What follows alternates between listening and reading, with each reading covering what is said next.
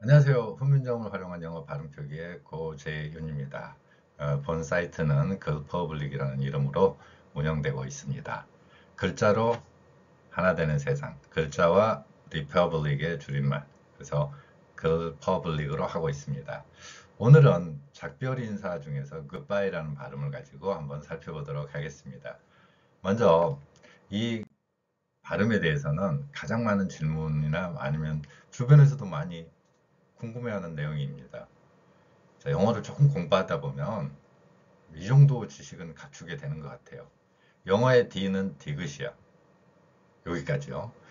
그러면 만약에 GOD로 돼 있으면 그것을 디귿 받침으로 해야 되는 거 아니야? 라는 생각을 하실 수 있잖아요. 지금 저는 그 표기를 하고 있습니다. 그런데 외래어 표기법이라고 정해진 곳에 가면 시옷으로 표기하는 게 맞습니다. 자, 왜 디귿이 아니고 시옷인가 하는 거를 살펴볼 필요가 있잖아요. 그러면은 외래어 표기법에서 정한 원칙이 몇 가지가 있습니다. 여기에 이제 몇 가지 원칙이 있는데, 첫째로 받침 표기는 기역, 니은, 니을이 빠집니다. 디귿이 빠집니다. 기역, 니은, 여기 빠져요. 니을, 미음, 비읍, 시옷, 이응. 이 7개만 사용하겠다는 원칙을 정합니다. 왜 시옷을 뺐는지에 대한, 그러니까 왜 시옷으로 정했는지에 대한 원칙은 저도 명확히는 이해할 수는 없습니다. 어쨌건 디귿을 빼고 시옷으로 가겠다. 디귿 받침이면은 시옷으로 하겠다라는 겁니다. 물론 깊이 보면 전혀 이해할 수 없는 건 아니에요. 그러니까 세종대왕이 훈민정음을 창제했을 때부터 받침에 대한 논쟁은 꾸준히 있어 왔습니다. 근데 어쨌건 지금 우리는 외래어나 외국어 학습을 하면서 배우는 소리의 표기법이 디귿으로 되어 있는 소리를 시옷으로 하고 있다는 거죠. 마찬가지로 다른 소리 글자는 다 표기해서 빼버리니까 티읕 같은 경우도 시옷으로 소리가 나겠고요. 이렇게 다 받침 표기를 변경을 시킵니다. 전혀 타당성이 없다는 이야기는 아니에요. 왜냐하면 우리의 받침 소리가 대표 소리로 변경을 할 수가 있거든요. 만약에 티읕 받침을 하더라도 언뜻 들어보면 시옷이나 같은 거 아니냐 이런 논리입니다. 하지만 여기서 빠뜨리는 점이 하나가 있는데 뒤에 모음이 올 때 원래 받침이 살아납니다. 그 알파벳은 가로로 글자를 그대로 써나가는 방법입니다. 하지만 훈민정음 표기 방식은 받침 글자 없으면 생명을 잃게 돼요. 받침에는 굉장히 중요한 철학적인 원리를 담고 있기 때문에 그렇습니다.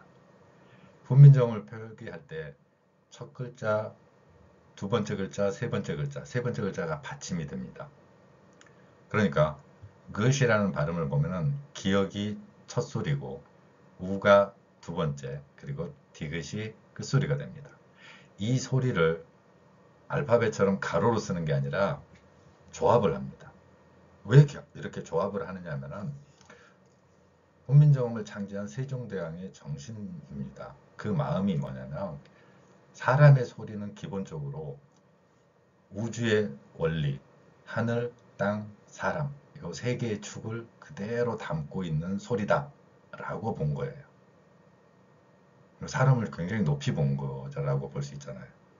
그래서 훈민정음 창제 당시의 소리는 전부 발음에서 나는 글자들을 자음이 겹치더라도 다 표기를 하고 있습니다. 현재 외래 표기법이 그렇다는 겁니다. 시옷으로 하고 있어요. 만약에 시험을 보는 수험생이라면 저기 시옷 해야 됩니다. 저한테 들었다고 디귿으로 하면 안 돼요. 자, 디귿이 아니라 현재 외래 표기법 시험을 볼 때는 시옷으로 하라는 이야기입니다. 제가 정한 룰 아니에요. 제가 어떤 분들이 정했는지 몇 분은 알고 있는데 그분들 뭐 어쨌건 저하고는 좀 자, 그런데 이제 그 원칙도 좋다라는 생각을 합니다. 뭐 원칙이니까. 그러면 그 원칙은 원칙다운 원칙일 때 정말 타당성이 있어 보이는데 같은 글자를 보겠습니다. 자, O, D가 같은 글자들 쭉 모아봤어요. 이들 글자를 보면 똑같이 그 원칙에 적용해서 어떻게 해야 됩니까? 우드라고 쓰는 게 아니라 뭐라고 써야 돼요? 우시라고 써야 되죠. 디귿 안 하겠다고 했으니까. 그럼 우, 푸드라고 하는 게 아니라 뭐라고 해야 됩니까? 풋. 이렇게 해야 되는 거. 저 시옷으로 바꾸면 글자 뒤에 모양이나 소리가 똑같기 때문에 저런 글자가 통일돼서 나오는 거거든요.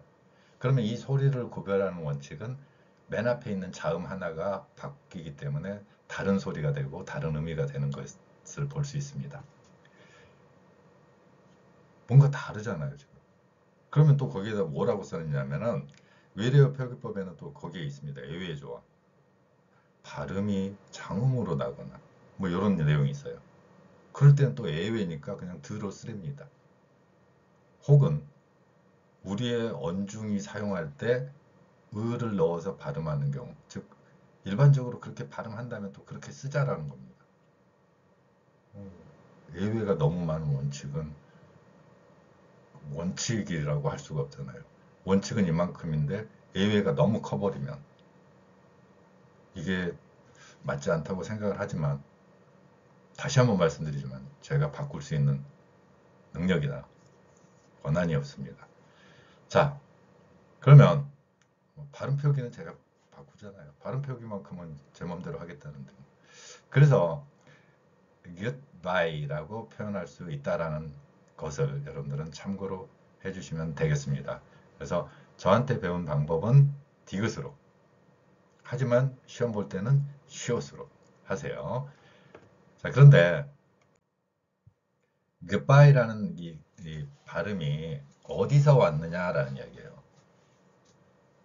이 단어에는 저한테도 좀 저한테는 이제 이 발음이 좀 안타까운 그런 노래하고 연관이 됩니다. 저희가 어머니가 돌아가셨을 때 가장 많이 들은 노래가 이 찬송가 222장의 우리 다시 만날 때라는 찬송입니다. 교회 식구들이 와가지고 이렇게 손님들 올 때마다 부르셨으니까 얼마나 많은 노래를 들었겠습니까?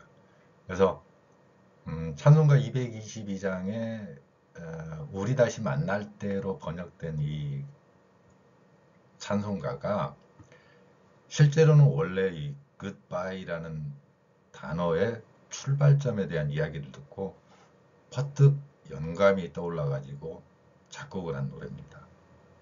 지금은 찬송가에 들어와 있지만 원래 이 뜻이 goodbye라는 게 뭐 좋은 안녕 뭐 이런 게 아니고요. 헤어짐은 어쨌건 슬픔의 감정을 이만큼은 담고 있잖아. 근데 이제 그럴 때 누군가 헤어지거나 멀리 갈 때는 누군가 또 다른 사람이 좀 지켜줬으면 키다리 아저씨처럼 하다못해 키다리 아저씨라도 밤에 헤어질 때도 그렇잖아요. 좀 이렇게 가면 안전하게 좀 했으면 너무 안전하지 못한 세상이니까 택시 타워에서 보낼 때는 저 몇 번이야 저 이런 세상보다는 그래도 안전한 귀가가 보장되는 이런 것들에 대한 기원, 바람은 있겠지요. 그럴 때 그 길을 지켜주는 게 하나님이 당신과 함께 하기를 바란다. 내 힘으로는 다 못하더라도. 그래서 원래의 어원은 God, 하나님께서 be with you. 당신과 함께 동반해 줬으면 하는 마음을 담은 아주 종교적으로도 깊은 그런 의미를 갖고 있는 단어에서 출발했다고 볼 수 있습니다. 그래서 God be with you가 줄어서 goodbye라는 단어로 변경이 되는 과정을 거칩니다. 너무 길잖아요. 이렇게 God be with you 이거보다는 goodbye 이렇게 이제 소리의 변화를 거치는 과정입니다. 근데 어원의 출발은 그러니까 처음에 이 말을 사용했을 때의 출발점은 내가 못 지켜주더라도 누군가 하나님이라든가 절대적인 신 이런 사람이 지켜줬으면 좋겠다. 그래서 이 이야기를 듣고 작곡을 했던 노래가 지금의 이제 찬송가로 하게 됐죠. 그러니까 살면서 그런 거였는데 영감은 어느 순간에 퍼뜩 떠오르기도 하는 것 같습니다.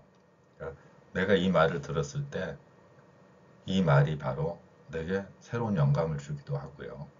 거기에 느끼는 그 말 한마디 한마디 혹은 소리 한마디에서 새로운 세상을 보는 힘을 얻기도 하는 것 같습니다.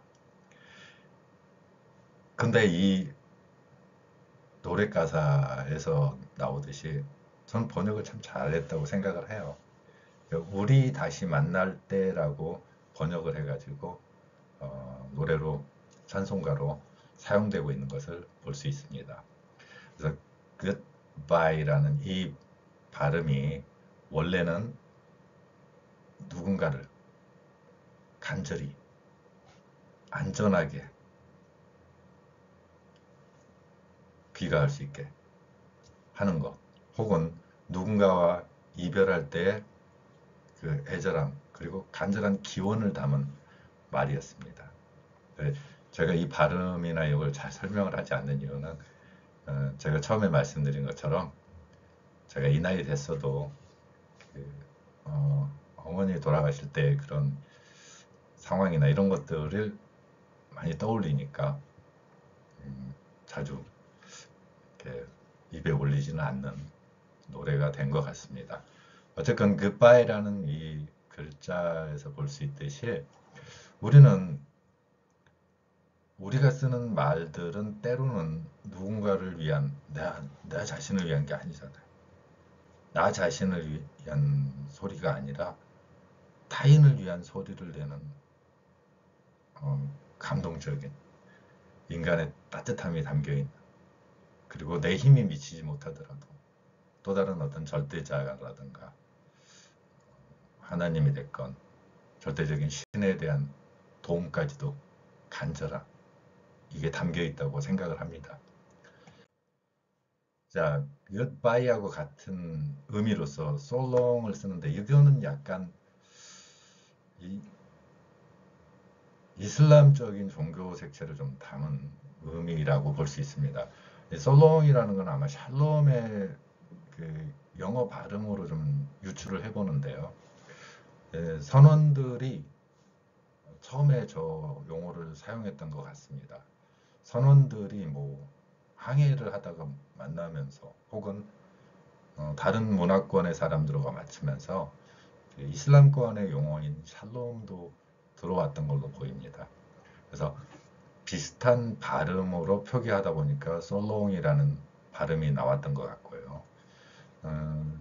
이런 표현들이 이제 제가 이야기하고 싶은 거는 어떤 작별이나 이런 거에서도 인간의 나약함이 담겨 있지만 반대로 인간의 간절함도 그리고 내 자신이 아닌 상대방을 위한 따뜻한 마음이 담겨 있는 이런 말들이 우리의 작별 인사에도 담겨 있다는 것을 볼 수 있습니다. 자, 오늘은 goodbye가 어떤 어원에서 출발을 했고 이 발음이 어떤 상태로 표기하는 게 맞는 것인가 그리고 또 발음 공부를 위해서는 어떤 발음 표기를 하는 게 타당할 것인가 하는 것을 고민해보는 시간을 가졌습니다. 자, 오늘은 goodbye에 대한 내용 여러분도 한번 여기서 영감을 얻을 수 있다면 더 좋겠습니다. 감사합니다.